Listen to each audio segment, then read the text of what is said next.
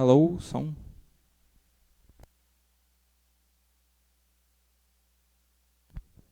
Boa noite a todos aqui presentes, sejam muito bem-vindos.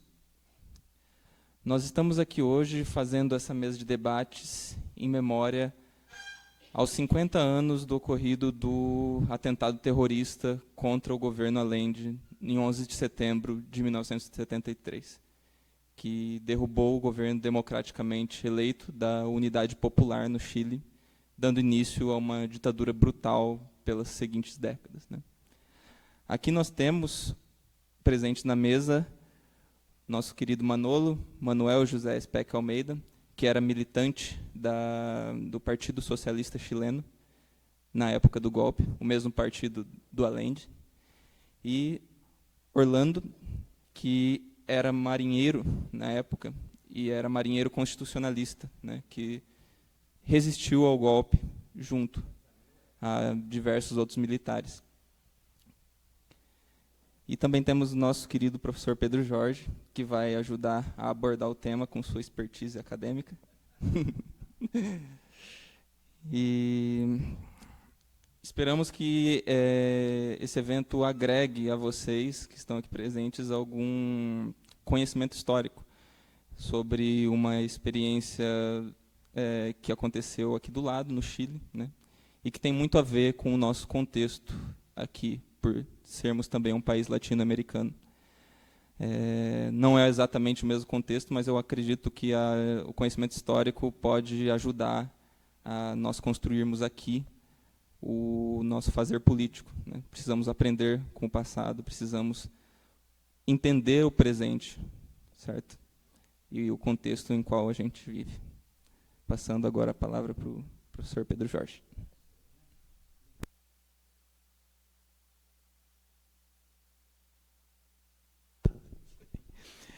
Boa noite, camaradas. Eu tinha já lido o release, acho que foi o Gabriel que escreveu, e agora ele repetiu aqui que a minha função nessa mesa é contribuir com a minha expertise acadêmica. Como eu não tenho a menor ideia do que seja isso, eu vou ficar em silêncio, eu vou ficar bem quietinho aqui, né? Brincadeiras à parte, eu estou muito honrado com esse convite para estar participando de uma mesa com dois camaradas, né, o Orlando, que eu vou ouvir hoje pela primeira vez, nunca ouvi o Orlando falar sobre a experiência da Unidade Popular e do golpe, e do nosso camarada Manuel, né? Cada dia tem um nome diferente aí, né, Manolo? Eu sou muito velho para mudar, eu conheço o Manolo como Manolo, há 36 anos, não consigo agora incorporar Manuel, continua sendo para mim o Manolo. Mas exatamente por eles serem duas figuras que participaram em loco da experiência da Unidade Popular e viram o golpe e sofreram as consequências do golpe, a minha participação nessa mesa fica absolutamente apequenada. Ou seja, diante da grandeza das figuras que eu tenho aqui ao meu lado, eu não tenho nada para falar, eu estou querendo ouvir. Estou querendo ouvir, né? Como eu disse, vou ouvir o Orlando pela primeira vez hoje, espero que possa ouvi-lo outras vezes. O Manolo, eu já ouvi diversas vezes, ele sempre me honrou em todos os eventos do 11 de setembro, ele sempre me honrou com o convite para compor a mesa. Tenho a felicidade de ouvir o Manolo em conversas privadas também, e quero apenas, a minha participação hoje aqui é apenas prestar uma homenagem ao povo chileno, prestar uma homenagem a todos aqueles que sofreram o golpe de 1973, na figura desses dois grandes camaradas, né? E particularmente ao Manolo, eu quero fazer um agradecimento. Quero fazer um agradecimento por essas 3 décadas e meia de convivência, de amizade, de companheirismo, de camaradagem, de luta, né, que só me ajudaram em todo esse tempo. E hoje, quando eu conversava com a Denise do meu departamento, falando que eu viria para essa atividade hoje, ela falou assim para mim, em tom de profunda admiração e respeito: o Manolo não desiste nunca, né? Ele está sempre, ele é incansável. E realmente o Manolo é um cara incansável. Então eu vou pedir a vocês uma salva de palmas a esse nosso grande camarada aí, Manolo.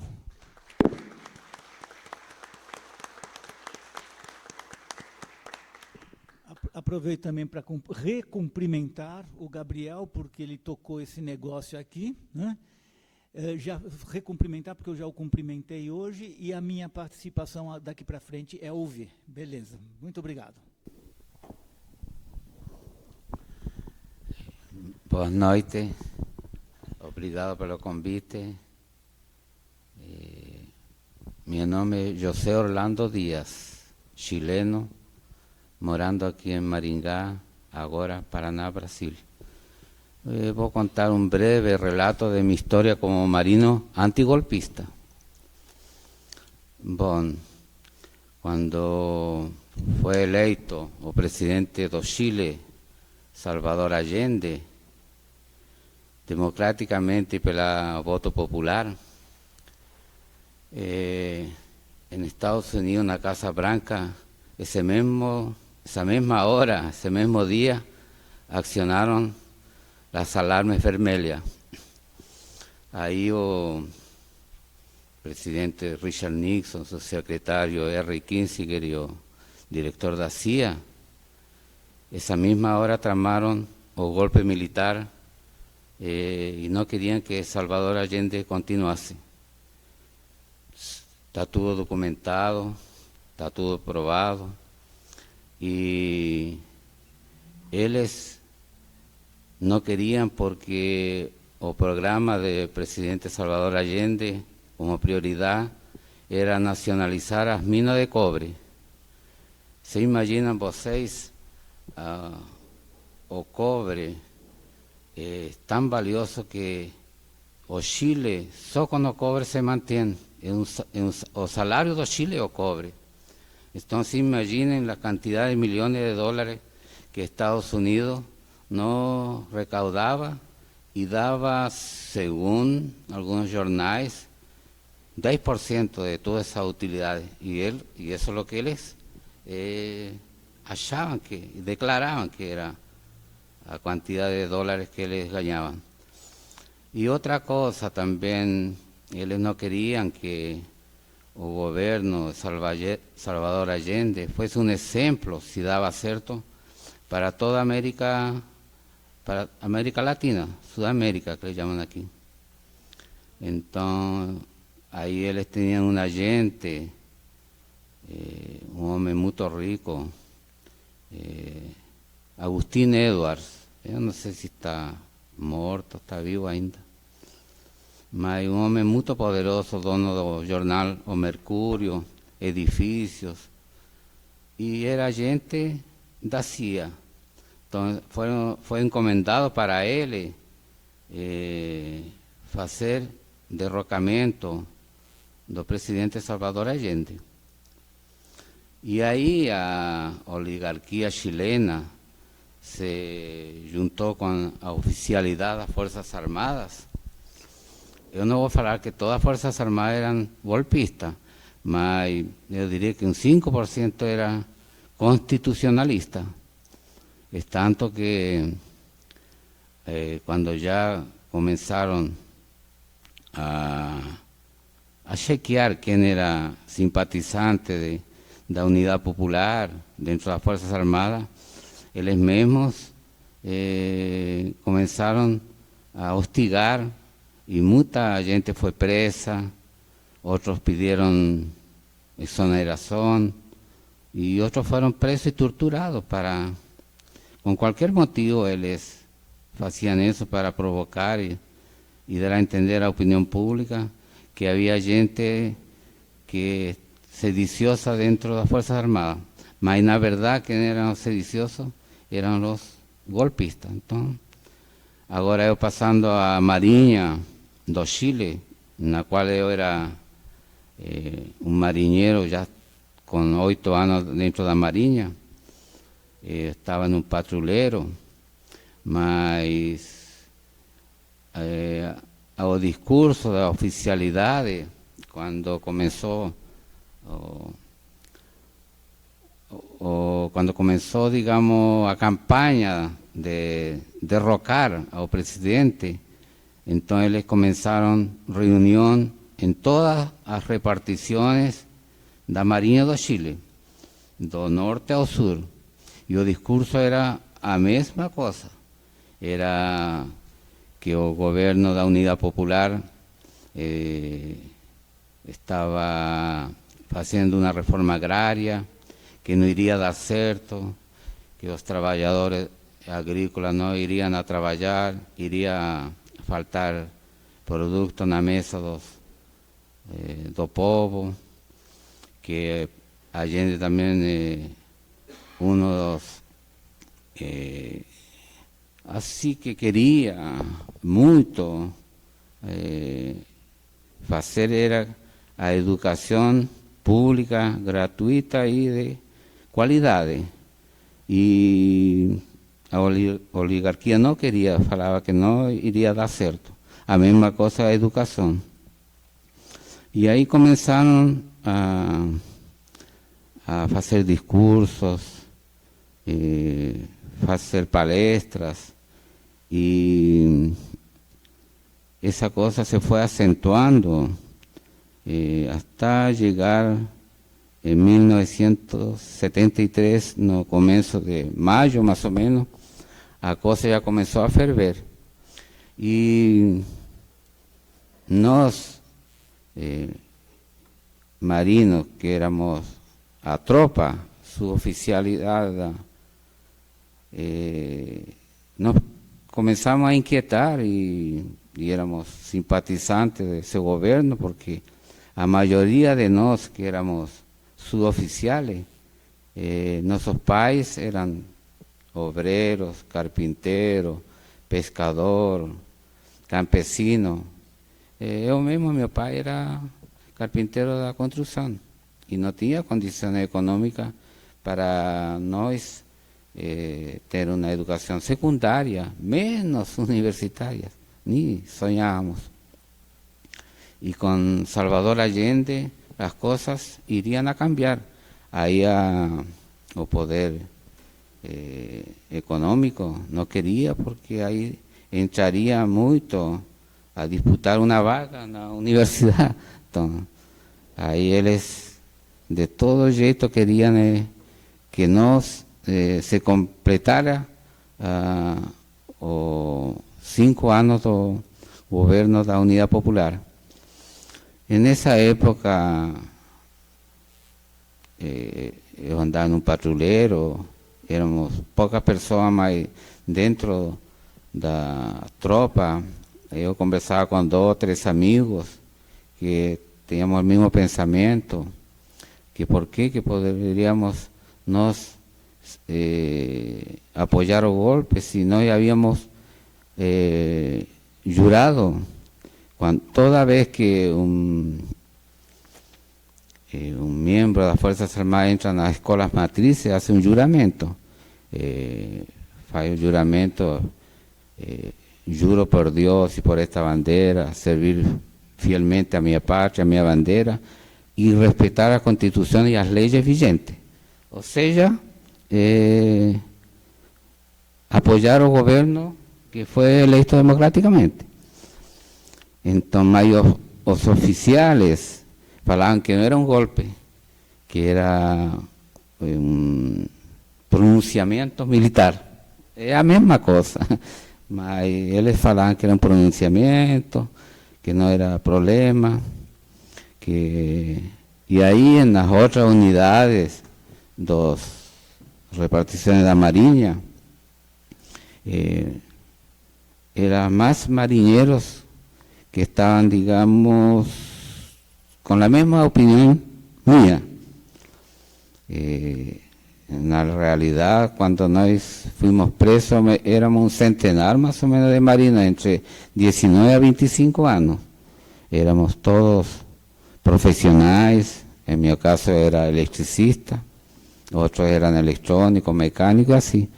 Entonces a gente ya tenía una pequeña preparación, por lo menos en las escuelas que a gente estudia técnica, ficamos 2 o 3 años, y a gente tenía un contacto con profesores universitarios, entonces ya tenía una pequeña idea de cómo es que se estaba desarrollando la política no Chile.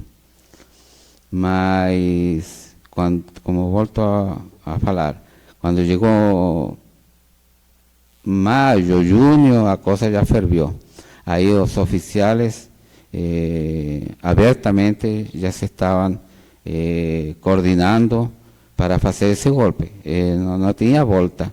Eles já estavam fazendo simulacros de como que iam enfrentar os civis, os obreros, estudantes, como que se iam enfrentar, fazendo preparação de tiro, todos, e porque eles achavam que ia ser uma guerra interna, então a gente se preparava e a gente discordava um pouco.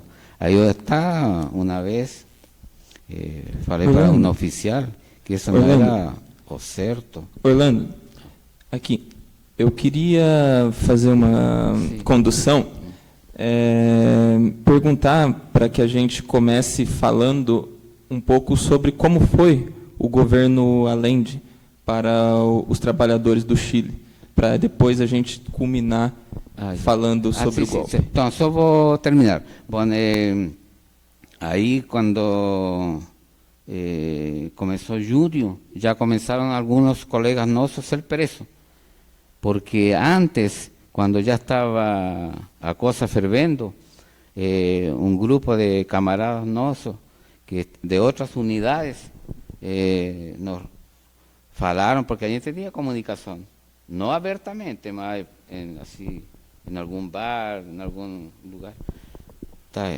Está saindo?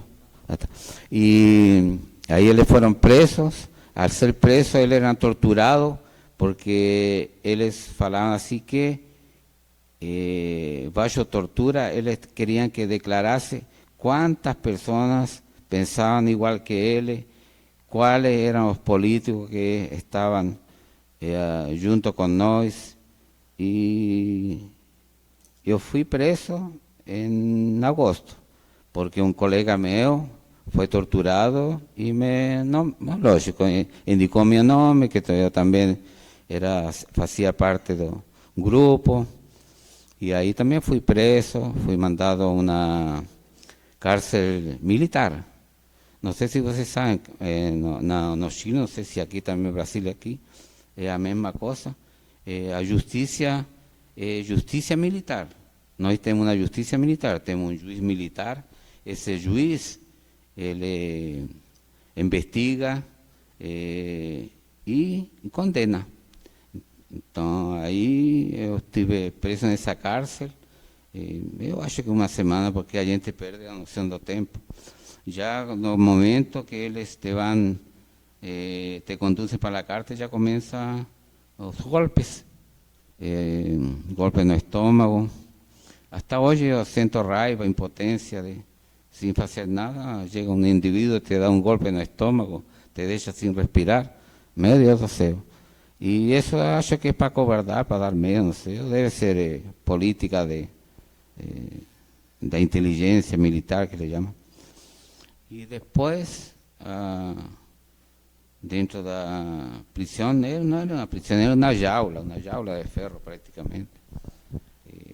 E aí eu fiquei até uns 10, 15 dias para depois fazer uma declaração ante o juiz naval.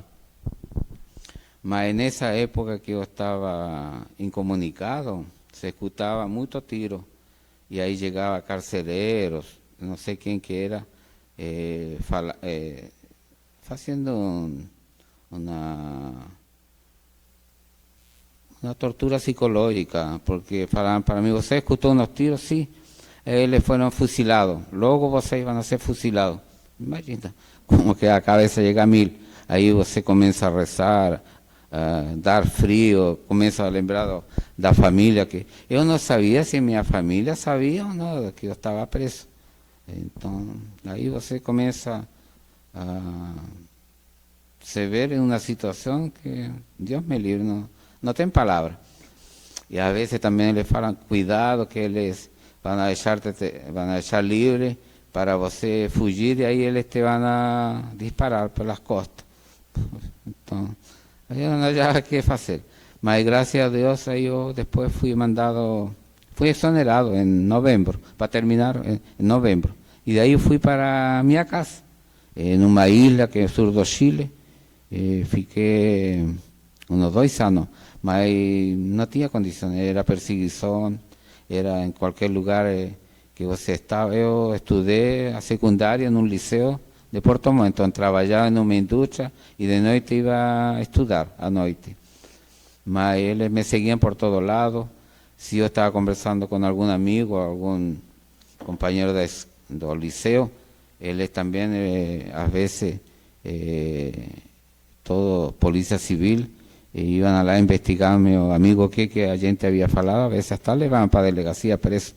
Então era uma coisa muito insuportável. Aí eu decidi emigrar para o Brasil, porque era mais longe, e com meu compadre, também que havia trabalhado na indústria, que era uma refineria de açúcar, que também foi preso, havia saído e chegado aqui em Brasil, incluso chegou a San Caetano e entrou a trabalhar na General Motors. Aí ele me chamou para trabalhar, mas eu não trabalhei na General Motors. Fui trabalhar na Siemens e depois trabalhei na Jornal Estado de São Paulo, Editora Abril, mas como técnico em eletricidade, gráfico. Então, isso é mais ou menos, resumindo assim, e como o Gabriel disse, para falar sobre Allende, como que os trabalhadores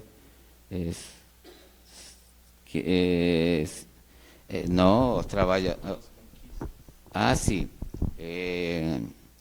Allende fue electo prácticamente por los trabajadores, campesinos, todos, en reportajes que si ustedes van a asistir no YouTube y entrevistan a algunos operarios, todos van a hablar que en épocas pasadas era un trabajo duro, sin directo a nada, y con Allende ya ellos comenzaron a tener algunos beneficios, como falei agora há pouco, ele predicava muito a educação pública gratuita e de qualidade, e ele queria que todo filho de trabalhador chegasse à universidade para ele progredir e ter outra vida melhor, ter conhecimento. Sim, bom, agora poderia deixar a Manolo falar um pouco sobre a parte mais civil, porque eu estive mais na parte dentro do navio militar.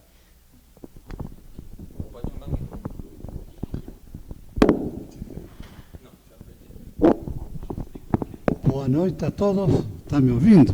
Sim. Obrigado pelos aplausos. O professor Pedro Jorge também eu tinha que falar que ele é uma referência aqui do socialismo e do comunismo aqui em Maringá. Eu queria colocar alguns antecedentes históricos antes do governo popular. Em 1933, teve uma república socialista no Chile, de 2 meses, uma coisa assim, que cancelou as dívidas dos mais pobres, essa coisa, durou 2 meses. E foi dessa data que foi fundado o Partido Socialista, com forte presença, por incrível que pareça, de oficiais da aeronáutica, entre eles Marmaduke Grove. Bom, E socialistas e comunistas participaram de mais 2 governos. Do ano 38 até o ano 48, 50, por aí.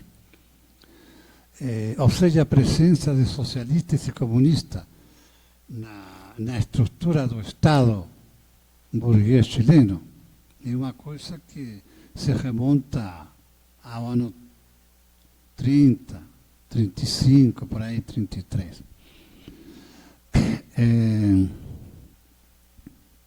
O governo da Unidade Popular, encabeçado pelo Salvador Allende, tinha como base política o Partido Radical, que seria mais ou menos o PDT de aqui, o PDT da época do Brizola.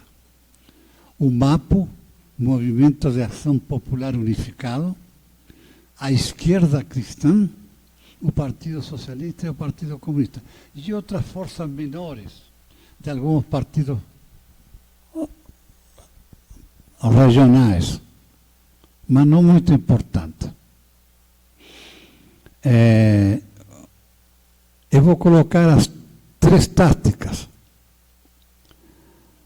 do movimento socialista e comunista no Chile naquela época. O MIR, Movimento de Esquerda Revolucionário,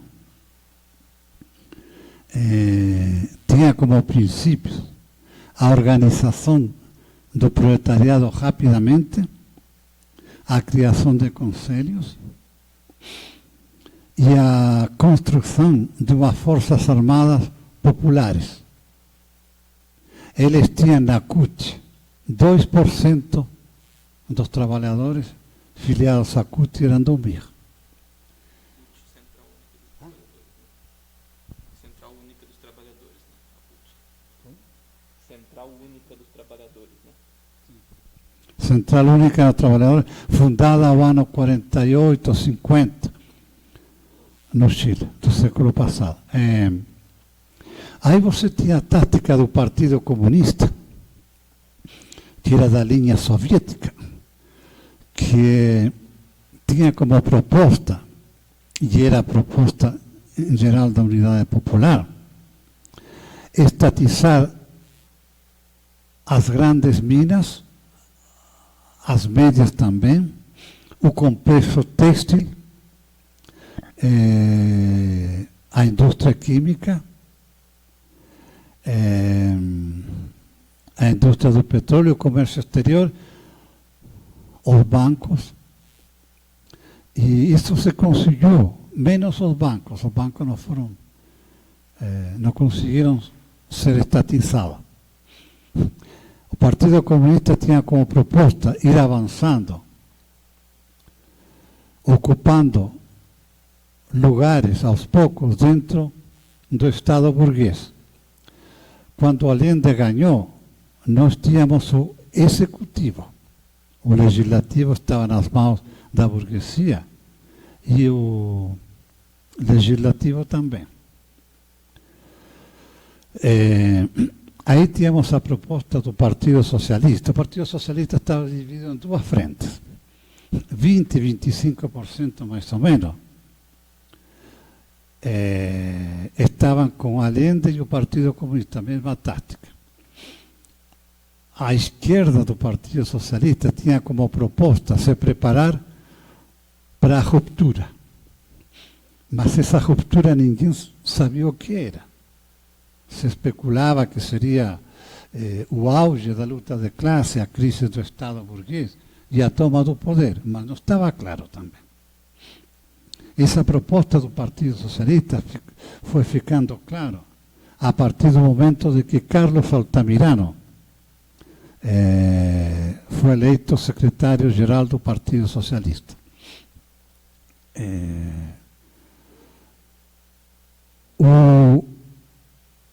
A qualidade de vida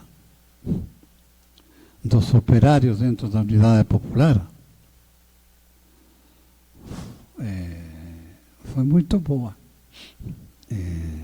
Os filhos dos operários, dos pobres, dos miseráveis, tiveram pela primeira vez a possibilidade de comprar leite, a possibilidade de comer queijo. Eu estou colocando coisas que parecem simplórias, mas comer queijo é bom, sobretudo para quem, na época da Unidade Popular, só comia macarrão, batatas, sopa e pão francês. O atendimento médico cresceu muito e abro um pequeno parênteses. A Unidade Popular, ela está inserida no processo histórico mundial que foi chamado de Guerra Fria. Era muito difícil, para não falar impossível, que os Estados Unidos permitissem uma nova Cuba. Era muito difícil, quase impossível. Mesmo assim, nós na última eleição tivemos 44%. E eu queria fazer algumas colocações aqui, que são fatos históricos concretos. Esse 44% de pessoas da Unidade Popular, votantes, eram pessoas conscientes, geralmente ou militantes dos partidos da Unidade Popular, ou mais ou menos chegados no PC, no Partido Socialista, no MAP, Esquerda Cristã, Partido Radical. A proposta da Unidade Popular era uma proposta contra a propriedade privada. E volto de novo a falar, para que fique bem, muito claro, porque depois vou falar alguma coisa. Contra a propriedade privada burguesa. Tem gente aqui, no Brasil, que tenta comparar o governo da Unidade Popular com o governo Lula. Por isso que volto a falar. A Unidade Popular tinha como projeto político o ataque à propriedade privada burguesa. Nos governos do PT aqui não se fez isso. Não tinha essa proposta. Não tinha. Outra coisa que eu quero que, comemorando 50 anos, lembrando 50 anos, tentam comparar Allende com o Lula, ou Lula com Allende. Eu não sei se essa pessoa estão por fora dos processos históricos, ou são ingênuas, gente. Allende morreu quando a burguesia cercou Allende. Ele, com a metralhadora em mãos, se defendeu sua proposta. O Lula foi preso, foi para a cadeia. O Allende foi morto, porque Allende era perigoso para a burguesia, assim como perigoso era o Che Guevara. Então, Camilo Torres na Colômbia, Marándola na Colômbia, e outros no Chile, assim como era perigoso aqui Marighella, Capitão Lamarck. Então tem que deixar claro, aproveitar esta data, deixar claro algumas coisas, está entendendo? Não tem nada a ver a proposta de Unidade Popular com o governo do PT. Nada, absolutamente nada. Nada. Isso que fique claro. Nós fomos, como fala sempre o professor Pedro Jorge, derrotados militarmente, mas não politicamente. Que consegue ter na estrutura do Estado burguês 44% do eleitorado, não é brincadeira. Nós conseguimos varrer a direita das ruas. Agora, se cometeu erros, muitos, mas na altura do campeonato, como se fala, não adianta você falar assim, poderia ter sido feito isso, poderia ser feito outro, porque não se fez. Não se fez. Eu creio que Allende morreu combatendo, com a metralhadora em mãos, defendendo uma proposta que ele acreditava, e que nós acreditávamos também. Nós acreditávamos. Eu acreditava que poderia, novo, era da juventude do Partido Socialista, que poderíamos ir ocupando aos poucos espaço. Conseguimos. 44% não é brincadeira. E esquerda, gente, porque já estamos num momento histórico que temos que rever alguns conceitos, que de repente sai qualquer cara aí. As pessoas acham que o fulano de tal é de esquerda, gente. Não. A pessoa de esquerda tem que ter como mínimo a proposta do ataque à propriedade privada burguesa. Senão não adianta, gente. Não adianta. A esquerda mundial está ofuscada, está perdida, gente, porque não tem proposta. E eu falo abertamente, temos que resgatar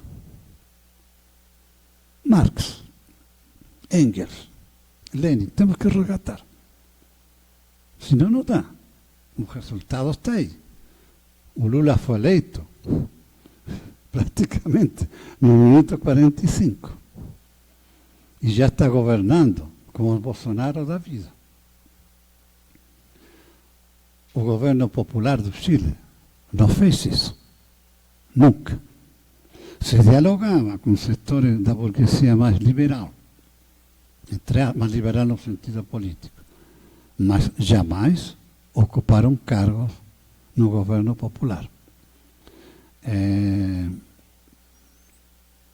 Foram 3 anos de experiência, muito bom.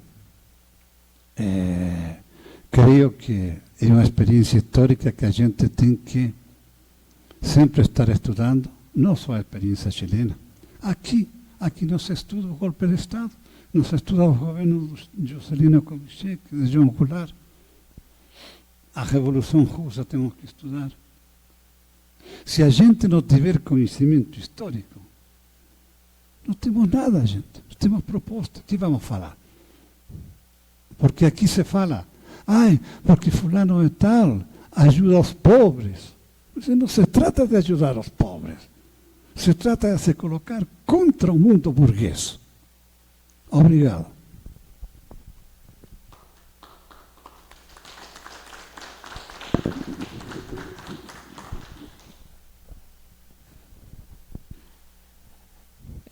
Manolo, eu queria perguntar para você sobre algumas coisas que ficaram na minha mente depois que eu assisti o filme ontem, né? Que nós assistimos o filme A Batalha do Chile, que é um documentário dividido em 3 partes que fala sobre o governo Allende e sobre o golpe, né? Uma coisa que eu queria saber é mais sobre como foi a resistência contra os reacionários, contra a aristocracia, contra os ataques do imperialismo norte-americano. Porque o governo Allende poderia ter caído no primeiro ano, né? Mas eles resistiram. E como foi essa resistência? O que foi? Quais foram os acertos que levaram a isso?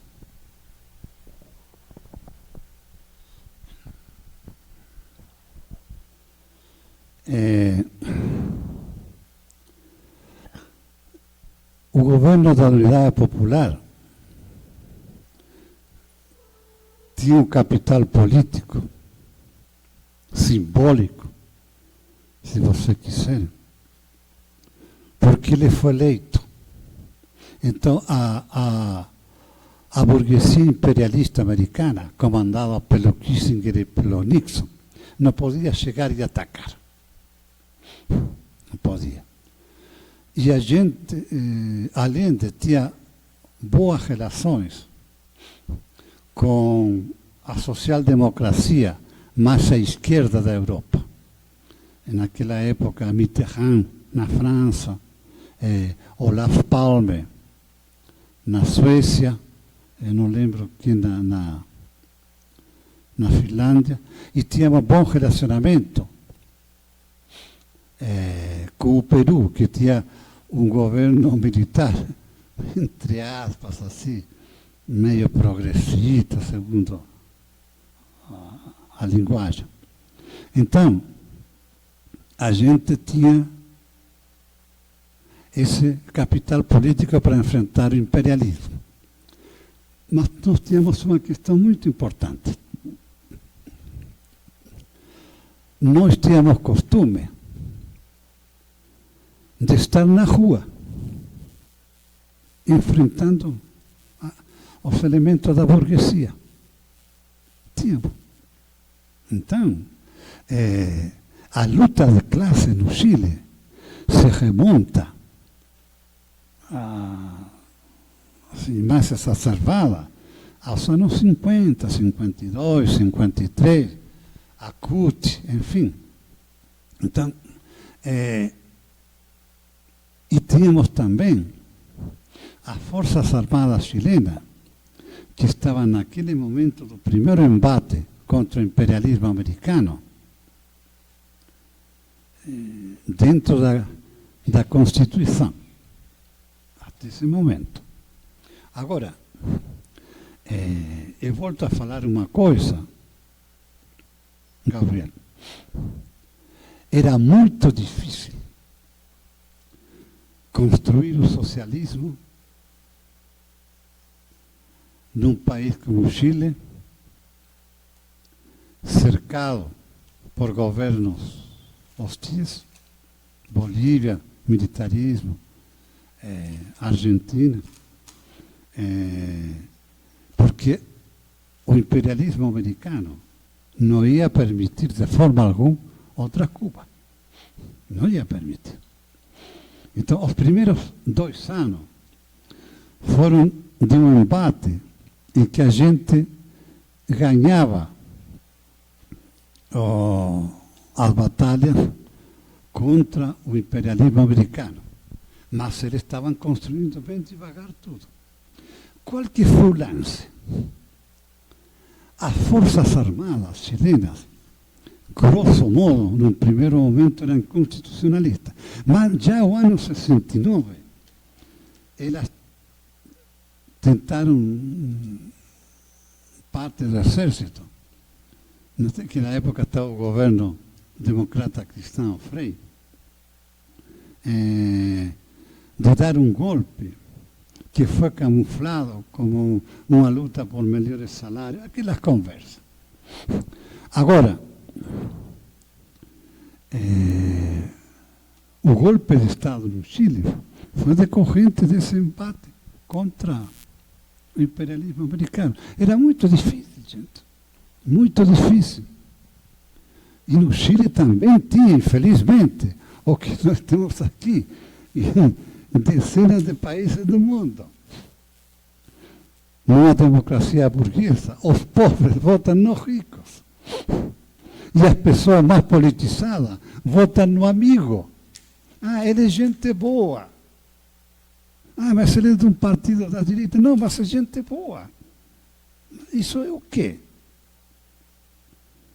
Eu quero aproveitar estes 50 anos, esta data, para cutucar e para bater na mesma tecla. Temos que colocar contra a propriedade burguesa. Não adianta outra saída, gente. Não existe isso. Isso é mentira, é falsidade. Eu não sei se ficou claro, Gabriel. Sim. Ficou claro, sim, Manu. Ficou claro, sim. Passando a palavra para o professor Pedro Jorge. O Orlando falou que na composição da Marinha, principalmente entre os suboficiais, né?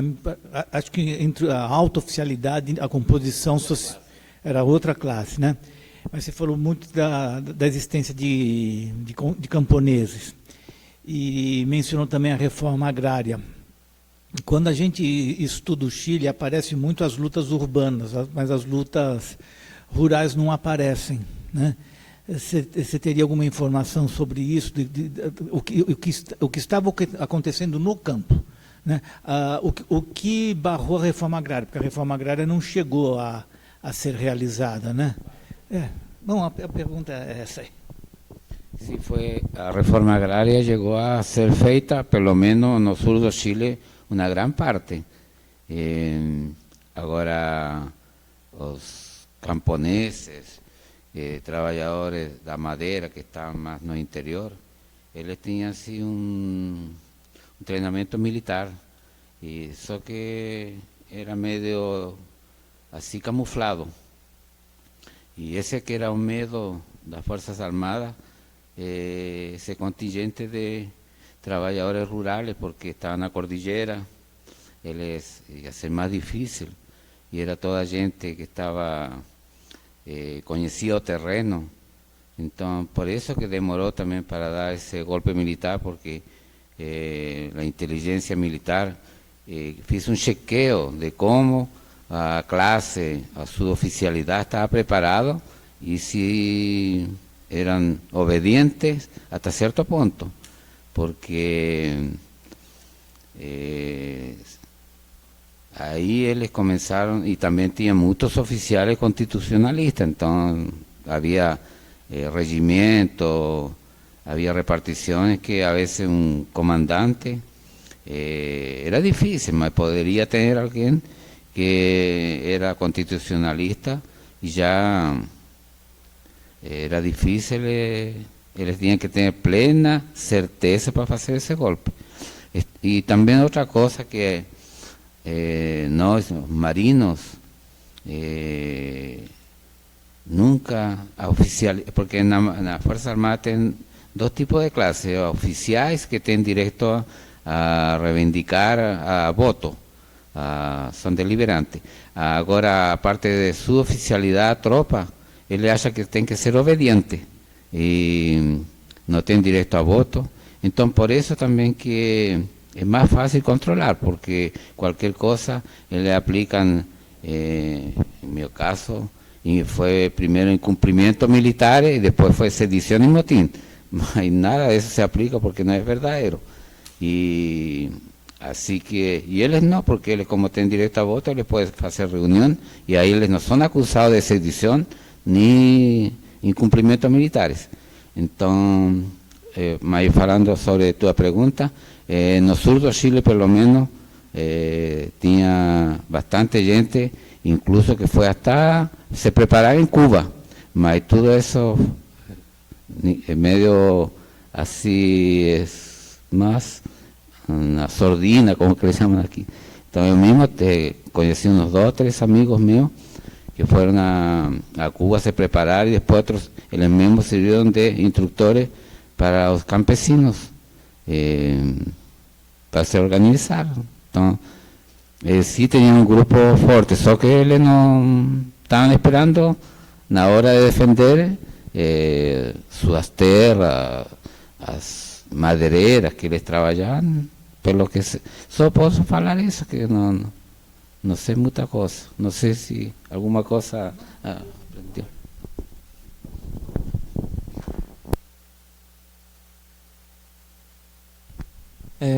Eu acho muito interessante ouvir isso sobre os métodos de organização, né, dos camponeses que você citou e também dos trabalhadores. Eu vi também nesse documentário ontem que para conseguir manter a estabilidade do governo da Unidade Popular, não bastou apenas a organização do governo, né? O povo trabalhador se organizou para tentar manter o abastecimento do Chile durante esse bloqueio, né? Eles se organizaram. Eu queria ouvir um pouco mais sobre o que vocês sabem desse movimento de autogestão das fábricas, da nacionalização das fábricas e da organização dessa política de distribuição dos bairros que foi feita para manter o Chile funcionando em frente aos embargos dos Estados Unidos. Pode me responder essa, Manolo?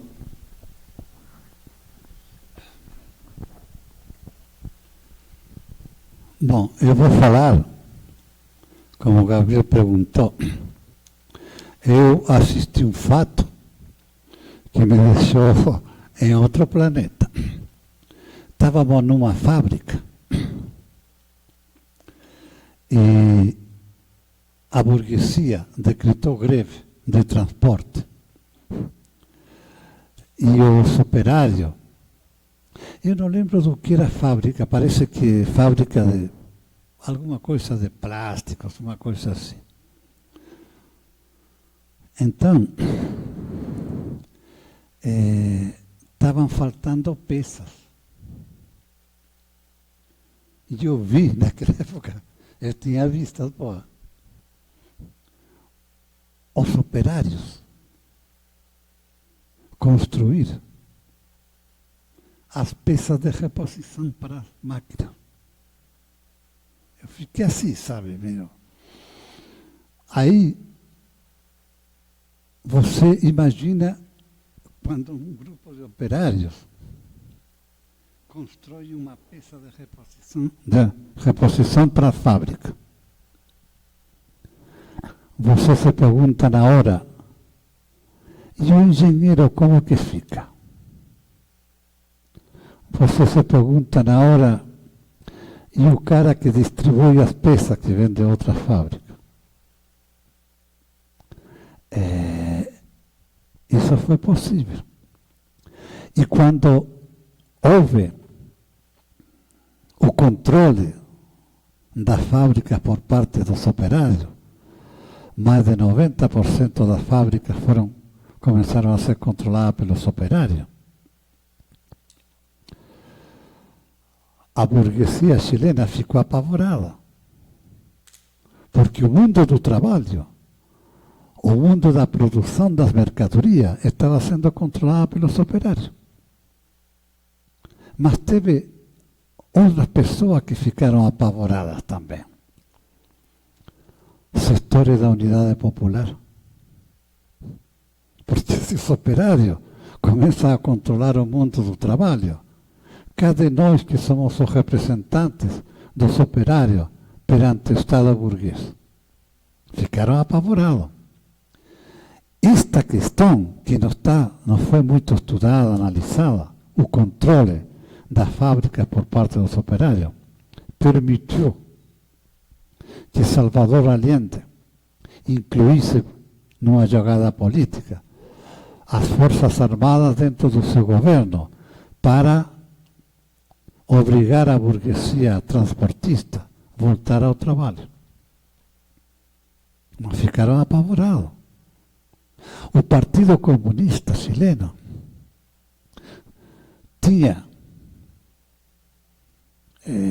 como propaganda uma linguagem que falava assim: temos que produzir, produzir, produzir. Ou seja, os operários os trabalhadores tinham que trabalhar, trabalhar, trabalhar para produzir mercadoria, para que não faltasse a mercadoria. Mas acontece que entre a fábrica e o consumidor tinha todo um sistema burguês, que aqui isso acontece, de tipo atravessadores, uma coisa assim. Quando conseguimos, e eu tive a felicidade de participar disso, das fábricas começarem a distribuir diretamente para os consumidores, o pessoal ficou apavorado, gente. Estava sendo superado minimamente o mundo burguês, o mundo do trabalho. Os operários controlavam, a partir dos comitês, que seriam os soviets da Revolução Russa, muito devagar, que não deu tempo também, controlavam a produção. Ninguém, hoje em dia, fala de redução da jornada de trabalho. E eu quero colocar um exemplo bem simples. Eu estudava História e Geografia no Chile, na Universidade de Santiago, que era a segunda maior do país, estatal. Na minha sala de aula, tinha dois operários, um da construção civil e outro gráfico. Como eles podiam estudar? porque o governo fez a redução drástica para quem queria estudar da jornada de trabalho. A questão é o trabalho, gente. Quais são as relações do trabalho com a realidade, como o trabalho produz a realidade. E esses dois operários tinham na época, Ociel Nunes e Sabino Rifo, ainda me lembro, eram meus camaradas, os dois eram comunistas. 50 anos estavam estudando História e Geografia. Começou a se engendrar no Chile a superação do mundo do trabalho burguês, muito devagar, mas íamos conseguindo aos poucos.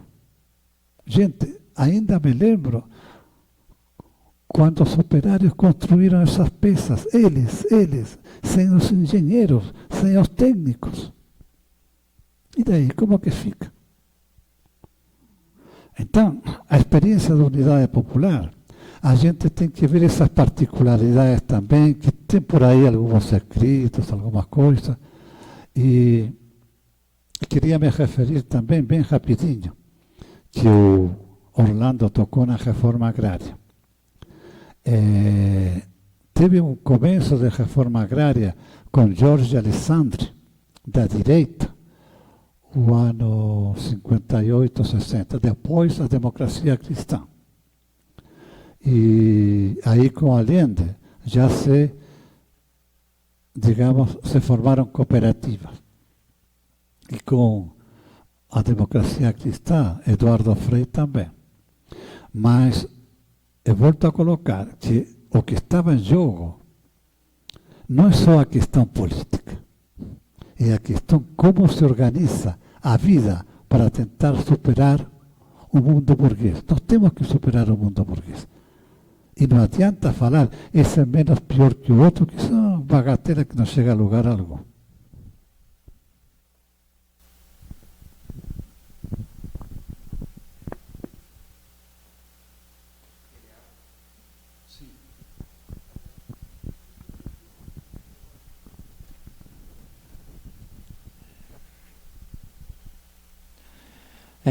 Eu gostaria de abrir para perguntas os debates dos participantes aqui. Alguém quer fazer alguma pergunta para a mesa? O pessoal que está assistindo online também pode fazer perguntas. Vai ser lido aqui do chat.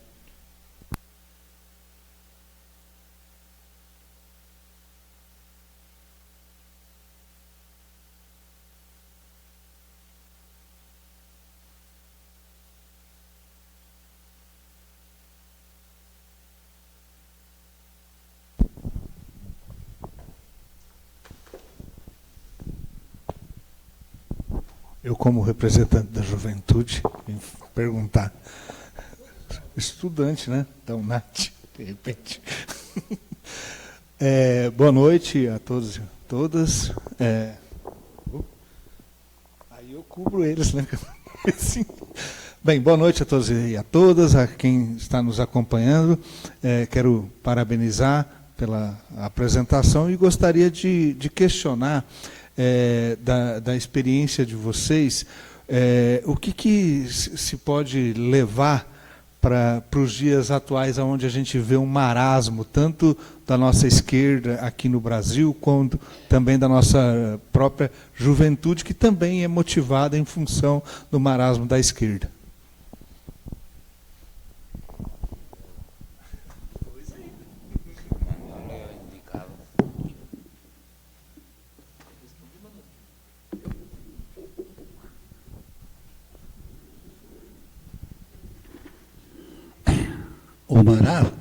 O marasmo não está só aqui, está no mundo inteiro.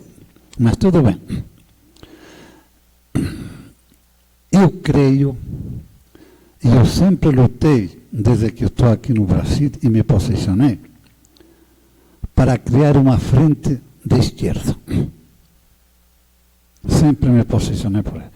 Tem forças políticas aí, que você pode sentar-se a conversar para criar e construir um programa mínimo. É possível aqui, tranquilamente. Mas temos que fazer isso. Senão, não dá em nada.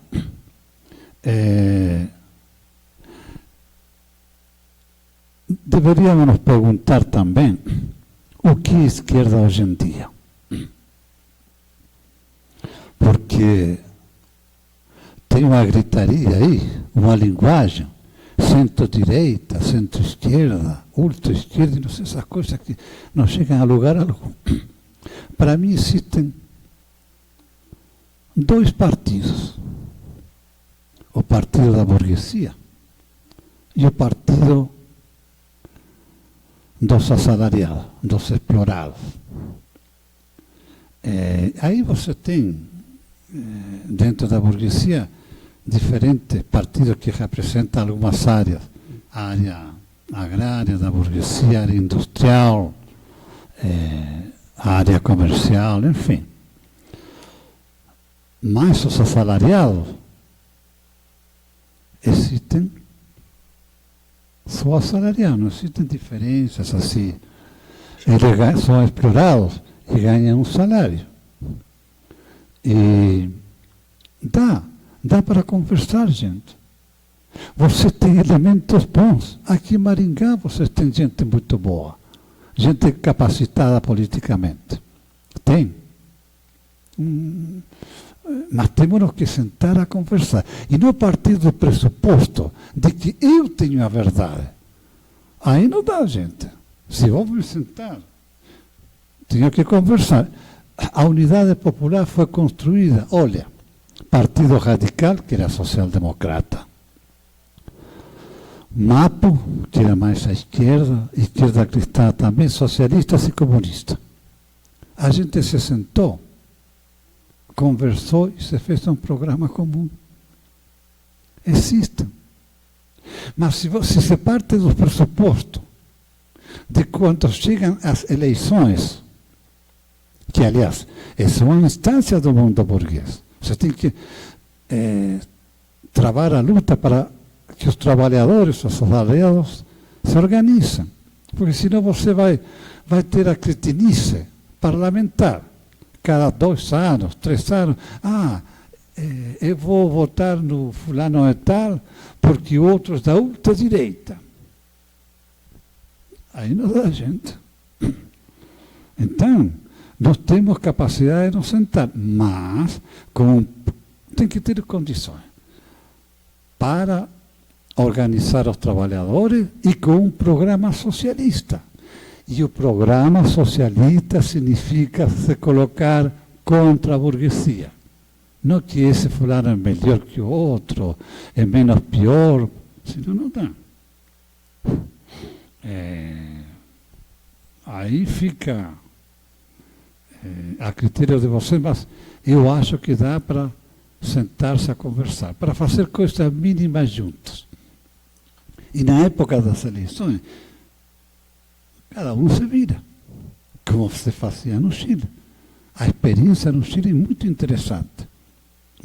Mas tem também experiência na França, a Aliança dos Socialistas e Comunistas. Claro que o Partido Socialista Francês, desse social-democrata, dito social, era mais à esquerda. Isso facilitava algumas coisas. Agora, podemos nos sentar a conversar. E eu deixo aqui essa proposta. Vamos conversar, gente. Vamos dialogar. Temos como fazer as coisas. Mas não de forma assim, eu tenho a verdade. Porque senão não adianta. Se vou chegar com a verdade absoluta, não adianta.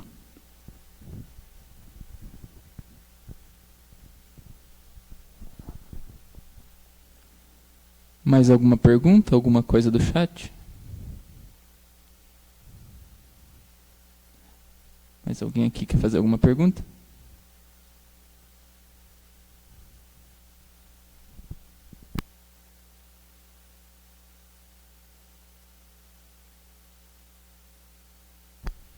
Então eu quero abrir para as considerações finais do Manolo, do Orlando, sobre tanto sobre a experiência da Unidade Popular no Chile, quanto sobre os acontecimentos do golpe. O que nós podemos concluir a partir do que a gente discutiu aqui hoje?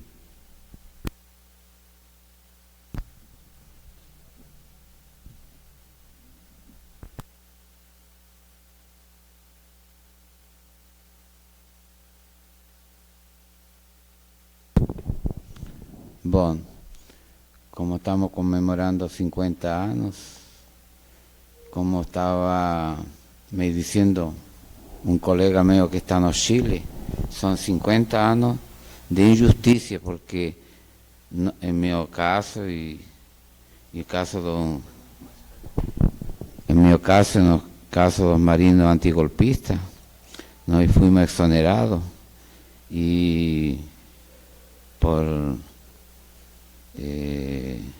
injustamente nosotros estamos do lado do certo, e hasta agora ninguém nos ha feito a justiça que a gente tanto espera. E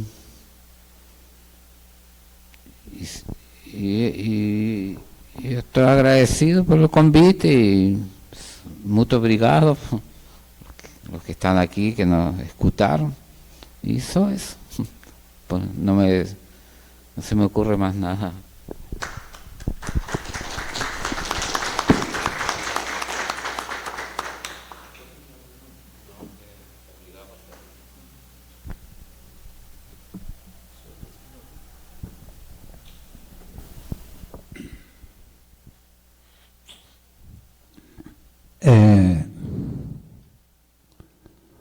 O Chile hoje em dia está quase todo privatizado e está num marasmo também. Tem algumas áreas políticas que estão se reconstruindo, mas está um marasmo também. O marasmo não existe só aqui. Temos condições de superar esse marasmo? Temos. E creio que o legado deixado pelo governo popular é a possibilidade que nós podemos construir de uma frente contra a burguesia.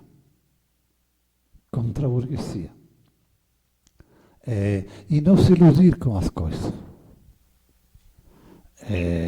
Porque o mundo do trabalho burguês, além de estar rapidamente mudando e colocando na rua desempregados muitas categorias, a burguesia mundial agride o meio ambiente, destrói a fauna, a flora, com graves consequências. Estão os temporais aí. Enfim, todas essas coisas. Por isso que nós temos condições? Temos. Aqui em Maringá podemos conversar com calma, com tranquilidade. Vamos fazer uma reunião. Vai ficar uma gritaria. Vamos para a segunda. Vamos conversando. Senão não se dá, não dá. Fazer política a nível socialista ou comunista é conversar, dialogar. O camarada Lenin ficava dialogando 24 horas por dia. E todas essas grandes líderes socialistas tinham como horizonte o socialismo. Na época do Lenin, não tinha esse papo do menos pior, aquele cara vai ajudar os pobres. Não tinha. Nunca teve. E na época do Mao Tse-tung também não. Nem no Chile, na Unidade Popular, nem o Cuba com Fidel Castro. Porque o marasmo se expressa com questões reais. A falta de iniciativa política para se colocar contra a burguesia. Gente, somos poucos os que estamos aqui. Mas tenho certeza de que pode ser um embrião pequeno para começar o diálogo, pelo menos aqui em Maringá, para ir construindo alguma coisa efetiva contra a burguesia. Muito, muito obrigado.